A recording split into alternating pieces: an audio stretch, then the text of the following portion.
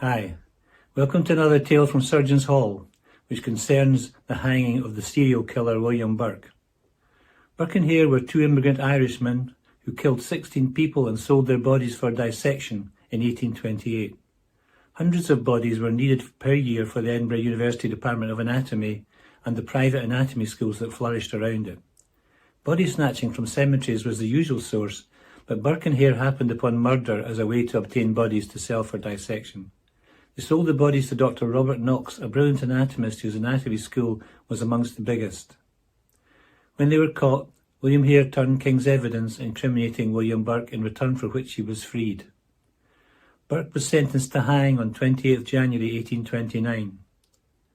The gallows were set up at the top of the mound where it meets the High Street, and an estimated 35,000 people turned up in a carnival mood to witness the hanging and harangue Burke for his crimes. Thomas Hume, a medical student, hand-wrote a journal, which is now in the possession of the Royal College of Surgeons of Edinburgh archive, in which he describes the events at the hanging. They provide a rather unexpected and startling insight into the plight of the immigrant Irish and the poor treatment they received in Scotland and elsewhere at that time. Hume went to the site of the hanging at around 4 in the morning, and so was surprised to witness a large contingent of Burke's fellow Irishmen, about 100 in number, come up from the Grassmarket, an Irish ghetto then known as Little Ireland. They formed what looked like a defensive circle round the base of the gallows. Hume asked one Irishman who was especially friendly what they were doing. He declared that they believed it was bad enough for Burke, whom he called the poor devil, to be hanged. They feared he would be mocked and denigrated by the crowd, and so they were there, as he said, to keep the crowd at a decent distance.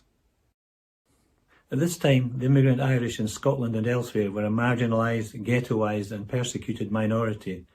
Burke and these other Irishmen no doubt knew each other and had shared this experience, so despite the enormity of his crimes, his fellow Irishmen still regarded Burke as one of their own. They seemed to have no argument with the punishment Burke was about to receive, but considered that public hanging was punishment enough without further mistreatment by a society that had habitually mistreated him and them. Needless to say, 100 men would have had little chance in keeping 35,000 at bay, and records of the day show that Burke was indeed insulted and jeered, and that a loud cheer went up when the trap door under his feet finally dropped.